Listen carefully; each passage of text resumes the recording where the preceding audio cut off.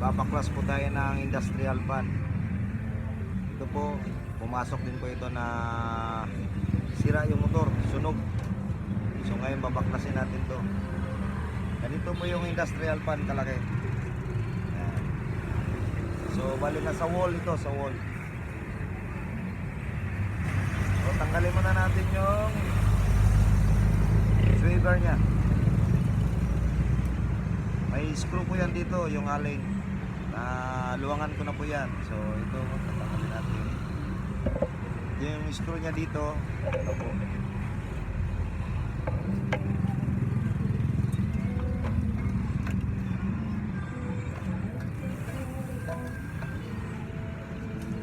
Yan. Ganito po ang laman yan. Gaano kalaki. Malaki pong motor nito. So tanggalin mo natin yung wire nya.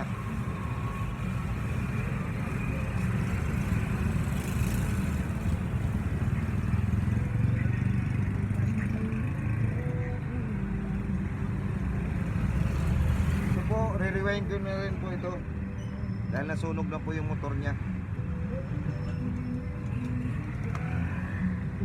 Ito po yung cover nya.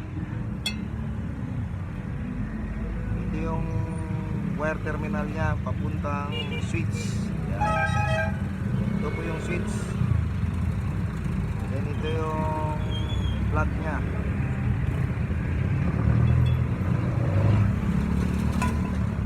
Ngayon, buksan natin yung luwangan natin, natanggalin yung 4 na bolt dito sa housing nya. Medyo matigas lang yung screw nito.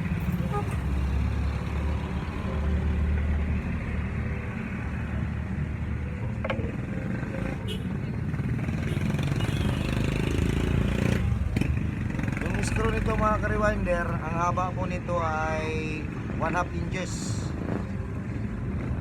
Fine screw lang po ito. And then 5 mm.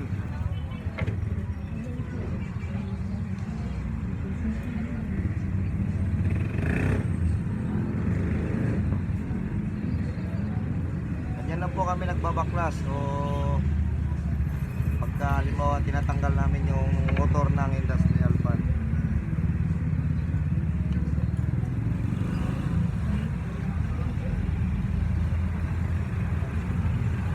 So ngayon natanggal na po yung kanya 4 na screw. Ito po yung gearbox assembly nya. And then ito naman yung kapasitor. So ang value ng kapasitor nya ay 4 microfarad, 450 volts.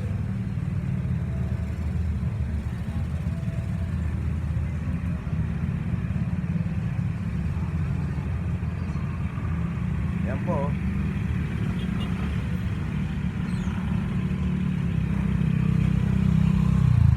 Microfarad, 450 volts.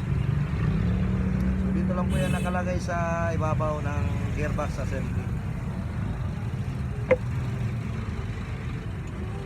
Yan. Kung pagtanggal natin dito, may iba-ibang technique po yan. Yung iba, pinupukpok nila dito ng may kahoy na mapukpukin ng martilyo. Sa akin naman iba. Pala yung cover nalaglag.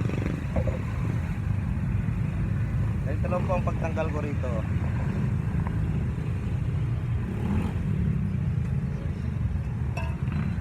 Ito sa mga madalian.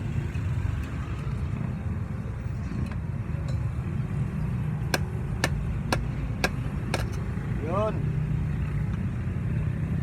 Yan po. Natanggal na po yung likuran na housing. Ito po yung rotor. Ito naman yung shafting.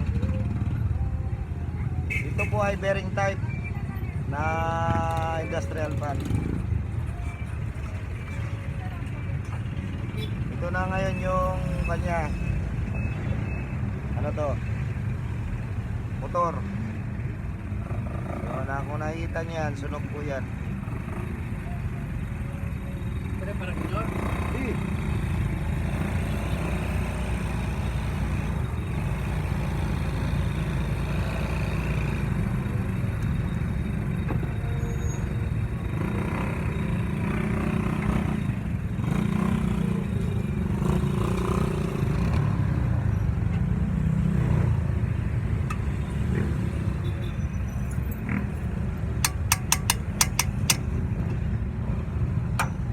tanggal namin dito, ganito lang, pupukil lang.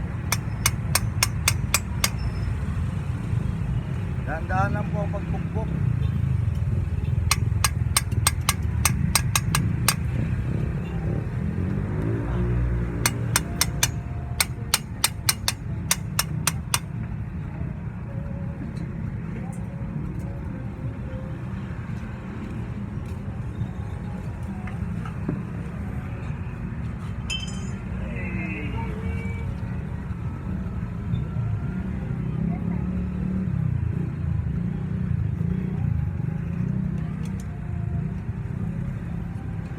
Tanggalin mo natin dito sa ano to, body niya. Iluwangan ko ng screw.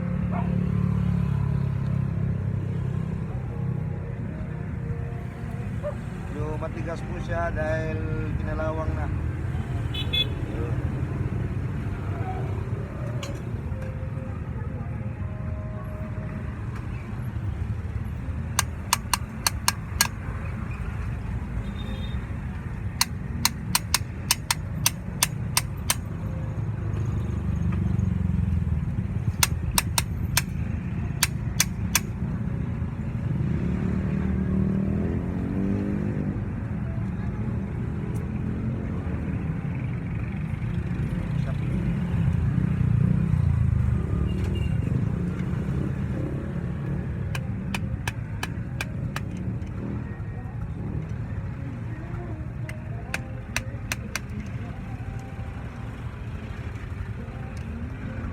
Dito na po tayo sa kabila.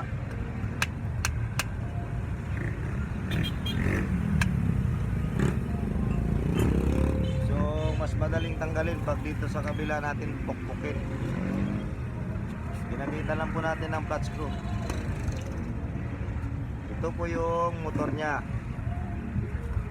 So, natanggal na po dito sa housing niya.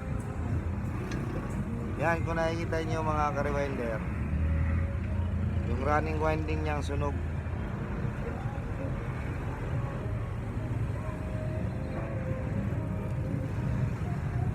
So, ngayon, re-rewinding na natin to.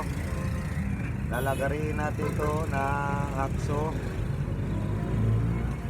Then, pag natanggal na po yan, tsaka na natin lagyan ng plastic mylar. So, ganyan lang po kami nagbabaklas dito at nagre-rewind. Yan lang po mga ka-rewinder. Salamat po sa panonood. Kung nagustuhan nyo yung video natin, comment lang po kayo. Huwag nyo kalimutan na mag-like, share nyo lang po ang video natin. Yan lang po at maraming salamat.